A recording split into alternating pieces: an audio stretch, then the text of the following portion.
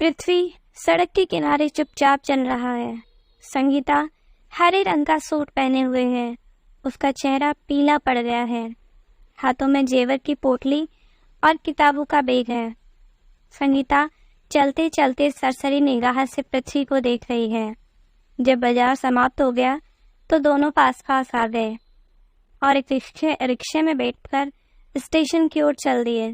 संगीता बोली, मुझे डर लग रहा है। पृथ्वी बोला, जब मैं हूँ तब किस बात का डर? एक बात बताओ, रास्ते में तुम्हें कोई जानने वाला तो नहीं मिला? संगीता ने कहा, नहीं, एक लड़की मिली थी, परंतु तब तुम मेरे से दूर थे। माता पिता परेशान होंगे, मैं उसे कहकर आई थी कि कॉलेज जा रही हूँ। न जाने दिल क्यों इतना घबरा रहा है। पृथ्वी ने आश्वासन दिया, डरने की क्या बात है, ट्रेन में बैठकर सीधे मुंबई जाएंगे। एक दिन का तो सफ़र है, वहाँ बिल्कुल अपरिचित लोग होंगे, बस मैं और तुम। वहाँ जाकर एक होटल में ठहर जाएंगे। वैसे भी हमारे घर वालों को हम पर किसी तरह का शक थोड़े ही हुआ होगा। संगीता घबराते हुए बोली, मुझे घर पर न पाकर मम्मी पापा कितने परेशान होंगे, बहुत डर लग रहा है, पता नहीं क्यों।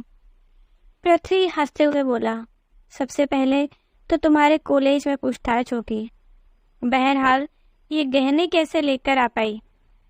मुझे जगह पता थी, रात को ही अलमारी खोलकर निकाल लिए थे। अलमारी का ताला बंद कर दिया है, संगीता ने बताया। रिक्शा वाला सब सुन रहा था। उन्होंने स्टेशन के लिए 50 रुपये में रिक्शा तय किया था। जब स्टेशन आया तो रिक्शा वाला हेकड़ी से बोला, मैं तो 500 रुपये लूँगा। 500 रुपये? दोनों एक साथ बोले। 500 रुपये किस बात के?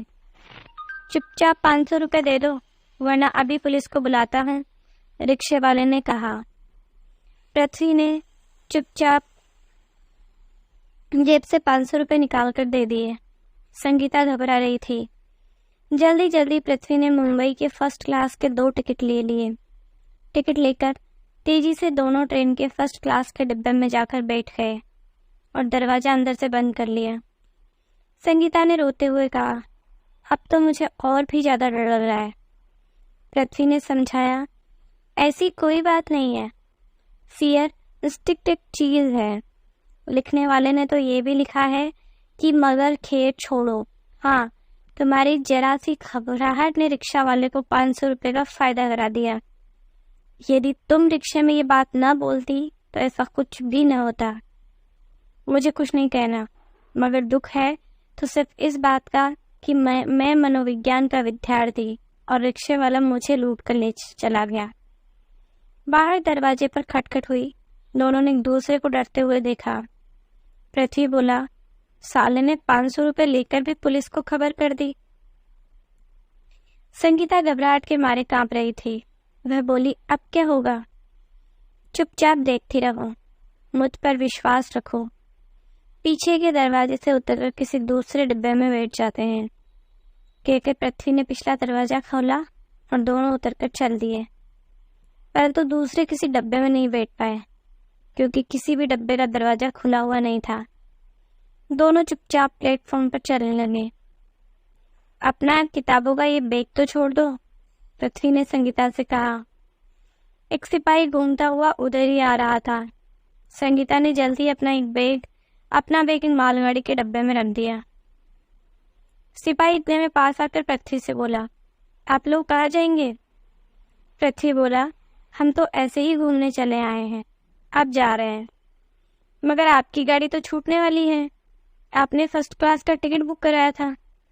सिपाही अपनी बात पर जोर देते हुए बोला, ए मिस्टर, मैंने कहीं का भी टिकट बुक कराया हो, आपको इससे क्या लेना देना? बोलो, क्या कर लोगे तुम? कौन होते हो ये सब पूछने वाले? अरे भाई, गुस्सा क्यों होते हो? मैं तो सेवक हूँ आपका। जब 50 रुपए की जगह 500 रुपये रिक्शे वाले को दे सकते हो तो हुजूर, थोड़ा सा इनाम हमें भी मिल जाए। पृथ्वी पूरी बात समझ गया। उसे 500 रुपये का नोट देते हुए बोला, हाँ हाँ, तुम भी लो। सिपाही रुपये लेकर चला गया। संगीता बोली, हमारे मन में चोर है ना, इसीलिए हम हर बात से डरते हैं। चलो फिर वापस चलते हैं। बेकार में डर डर कर इधर उधर भटकते रहे, क्या फायदा? पृथ्वी ने खींचते हुए कहा। बेकार ही कंपार्टमेंट से आए, चलो वापस वहीं चलते हैं। दोनों तेजी से दौड़े, परंतु कंपार्टमेंट में घुसने से पहले ही एक और पुलिस वाला आया और बोला, अरे झगड़ा बढ़ाने से क्या फायदा, हम सबको 1000 रुपए दो और मौज करो। और हाहा कर कर हंसने लगा। संगीता तो डर के मारे बुरी तरह से कांप रही थी। पृथ्वी बोला, मैं कोई इनाम वगैरह नहीं दूंगा। मैंने कोई दानदाता खोल रखा है क्या? मैं आप लोगों की फितरत समझ रहा हूँ। देखिए साहब, आप पढ़े लिखे मालूम पड़ते हो। आओ पहले डिब्बे में बैठ जाएं। यहाँ भीड़ इकट्ठी हो जाएगी और आपकी बदनामी होगी। जब दोनों कंपार्टमेंट में चढ़ गए तो पुलिस वाला भी पीछे पीछे पहुंच गया और बोला, थोड़ी देर के लिए आप थाने चलिए। मैं किसी थाने वाने नहीं जाऊंगा, मेरी गाड़ी छूट जाएगी, गुस्से से पृथ्वी ने कहा। देखिए भाई साहब, अब आप इस गाड़ी से तो नहीं जा सकते। मैंने तो पहले ही आपसे कहा था कि आप हमारे साहब की सेवा में 1000 रुपए दे दीजिए। अब की बार साहब भी उसी कंपार्टमेंट में आ गए। बोले, क्यों बे शकीरा के बच्चे, जाओ हथकड़ी लेकर आओ। ये लड़का इस लड़की को भगाकर लिए जा रहा है, इसको गिरफ्तार करके हवालात में बंद कर दो। पृथ्वी ने 2-2 हजार रुपए के 5 नोट निकालकर उनके हाथ में थमा दिए। बड़े साहब उन नोटों को जेब में रखते हुए बोले, अच्छा सर चलिए, बिना हथकड़ी लगाए ही आपको लेकर चलते हैं। अब पृथ्वी बोला, अब मैं थाने क्यों जाऊं? मैंने 10,000 रुपये किस बात के दिए हैं? देखो लड़के, ये 10,000 रुपये मैंने सिर्फ इस बात के लिए हैं कि तुम्हें थाने हथकड़ी डालकर न ले जाऊं। संगीता बहुत देर से साहस जुटा रही थी। बोली, देखिए मैं अपनी मर्जी से जा रही हूँ, आप बेकार में हमें परेशान मत कीजिए। हाँ मुन्नी, मैं भी तो यही कह रहा हूँ। थाने चलकर थोड़ी देर बैठिएगा, वहीं आपके मम्मी पापा को बुलाया जाएगा, तब जैसा होगा कर दिया जाएगा, और उस सूरत में आप इसी ट्रेन से शाम को जा सकते हैं। तभी पहला सिपाही भी आ गया और बैग देते हुए बोला, संगीता जी, आपका बैग आपने मालगाड़ी में छोड़ दिया था। संगीता ने बैग हाथ में ले लिया। उसके बाद दोनों चुपचाप नीचे प्लेटफॉर्म पर उतर गए। पृथ्वी ने पुलिस अफसर से इजाज़त मांगी कि वह संगीता से एकांत में कुछ बात कर ले। उस पर पुलिस वाले ने कहा, हाँ जरूर कर लीजिए, और थोड़ी दूर जाकर खड़ा हो गया। आसपास काफी भीड़ इकट्ठा हो गई थी। पृथ्वी काफी परेशान था। बोला, अब क्या होगा? मुझे मेरे घर या कॉलेज भेज दीजिए। संगीता ने रोते हुए कहा, घर मैं भी जाना चाहता हूँ, लेकिन ये कमीने आसानी से पीछा नहीं छोड़ रहे। कोई ऐसी तरकीब निकालें जिससे पिताजी को पता न चले। संगीता ने पृथ्वी से घबराते हुए कहा, कोशिश तो ऐसी ही करूँगा। मेरा विचार है कि जितना भी रुपया है इन्हें दे दिया जाए और यहाँ से वापस चलते हैं। यहाँ अगर हमें किसी ने पहचान लिया तो मुसीबत हो जाएगी। इसी बीच सिपाही बोला, चलिए साहब थाने। इंस्पेक्टर साहब, हमसे गलती हुई है, अब हम वापस जा रहे हैं। संगीता ने इंस्पेक्टर साहब को अपनी पोटली दे दी। पृथ्वी का साथ दम तोड़ चुका था। संगीता निर्जीव सी सब कार्य कर रही थी। इसी झगड़े में 11 बज गए। संगीता एक रिक्शे पर बैठकर कॉलेज चली गई। पृथ्वी दूसरे रिक्शे से बैठकर अपने घर चला गया। शकीरा ने इंस्पेक्टर से पूछा, अगर इन लोगों ने अपने माँ बाप को बता दिया तो क्या होगा? तू गधा है, क्या वे अपने माँ बाप को ये बताएंगे कि हम भाग रहे थे? फिर मैं तो उनको जानता भी नहीं। हमें कोई कुछ क्यों बताएगा या देगा? शाम को 4 बजे संगीता घर पहुंची तो उसका चेहरा उतरा हुआ था। फिर भी वह हंस रही थी। कहने लगी, मम्मी आज तो कॉलेज में ये हुआ वह हुआ। उसके बाद कमरे में अकेले जाकर लेट गई और सोचने लगी, अब क्या होगा, कैसे होगा। संगीता को कड़वा लग रहा था। उसने अधिक खाना नहीं खाया। बस एक ही सवाल उसके जहन में घूम रहा था, कैसे होगा। अलमारी की तरफ अभी तक किसी का ध्यान नहीं गया था। कैसे होगा। शाम को उसकी सहेली आ गई। उसने बताया आज उसके कॉलेज में फिजिक्स के पीरियड में सब लड़कियां खिड़कियों पर चढ़ गई और जब फिजिक्स की टीचर आई तो उनके कहने पर नीचे उतरी। संगीता ने कुछ नहीं सुना, बस उसका दिल घबरा रहा था। अब क्या होगा, कैसे होगा। रात को उसे नींद भी नहीं आई। पुलिस, भीड़, रेलवे स्टेशन, बैग, गहने, पोटली बराबर दिमाग में घूम रहे थे और एक ही सवाल बार बार दिमाग में हथियार के जैसे प्रहार कर रहा था, अब कैसे होगा।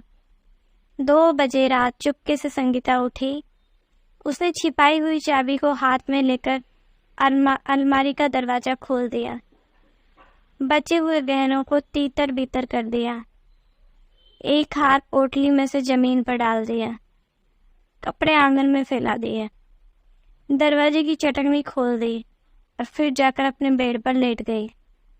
दिमाग में एक ही बात हथौड़े जैसे प्रहार कर रही थी, अब क्या होगा। 2 बजे रात चुपके से संगीता उठी। उसने छिपाई हुई चाबी को हाथ में लेकर अलमारी का दरवाजा खोल दिया। बचे हुए गहनों को तीतर बीतर कर दिया। एक हार पोटली में से जमीन पर डाल दिया। कपड़े आंगन में फैला दिए। दरवाजे की चटकनी खोल दी। फिर जाकर अपने बेड पर लेट गई। दिमाग में एक ही बात हथौड़े की तरह प्रहार करे जा रही थी कि अब क्या होगा। सुबह होते ही अड़ोस पड़ोस में शोर मचा हुआ था कि रामप्रकाश के घर में चोरी हो गई। चोरी अलमारी खोलकर कुछ लाख रुपए और गहने ले गए। शायद किसी आवाज से डर गए थे, इसीलिए सारे गहने लेकर नहीं गए। रामप्रकाश ने लोगों को बताया कि बड़े कमाल की बात है, उन चोरों ने बाहर का दरवाजा कैसे खोला, समझ में नहीं आ रहा है। मैं रात को सब कुछ देखकर सोता हूँ और सबसे बड़ी बात, वे सारे गहने लेकर नहीं गए। यूं समझो कि भारी नुकसान होने से बच गए। चोरी की सूचना पुलिस को दी गई। वहां से एक इंस्पेक्टर और 2 सिपाही जांच पड़ताल के लिए आए।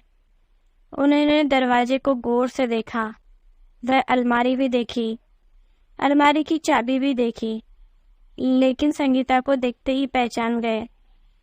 संगीता भी उस पुलिस ऑफिसर और सिपाही को पहचान गई। तब पुलिस वाले ने संगीता की तरफ देखते हुए कहा, ये काम तो किसी घर वाले का ही लगता है। इस पर संगीता की आंखें पुलिस वालों की आंखों से जा मिली। उनमें याचना थी। पुलिस वाले ने घर के चारों ओर देखा और बोला, कोई किराएदार ऊपर रहता है क्या? नहीं साहब, रामप्रकाश ने कहा, ये घर के आदमी का काम नहीं हो सकता। मेरे एक लड़का 8 साल का है, एक लड़की है जो दूध की जैसी धुली हुई है, मैं हूँ, मेरी पत्नी है। ये सच्ची बात है कि दरवाजा बाहर से ही खुला है, मगर कमाल है साहब, रामप्रकाश बोला। पुलिस वाले ने कहा, चोरी का पता लगाने की पूरी कोशिश की जाएगी, मगर मेरे सलाह मानिए, आप अपना जेवर पैसा अब अलमारी में न रखकर बैंक में रखें। हो सकता है चोर दोबारा चोट करे।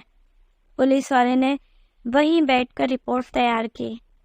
वहां उपस्थित लोगों के हस्ताक्षर लिए। पुलिस वाले के साथ आए सिपाही ने जाते हुए सरकारी निगाह से संगीता की तरफ बोला, देखा और बोला, दूध की धुनी, और लंबी सी डकार लेता हुआ दरवाजे से बाहर निकल गया। तो दोस्तों, आपको हमारी ये कहानी कैसी लगी प्लीज़ कमेंट में ज़रूर बताइए। चैनल को लाइक एंड सब्सक्राइब करना मत भूलिए। Thank you.